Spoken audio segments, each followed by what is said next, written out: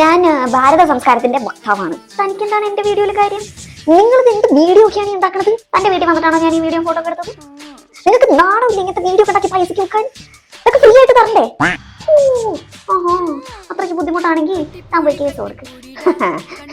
എന്നോട് കേസ് കൊടുക്കും. ഞാൻ കേസ് കൊടുത്തിരിക്കും. കേസ് കൊടുത്ത് നിങ്ങളുടെ വീഡിയോ ഒക്കെ ഫ്രീ ആക്കി, വീഡിയോ ഒക്കെ നിരോധിച്ചിട്ടേ ഞാൻ ഇനി അടങ്ങും.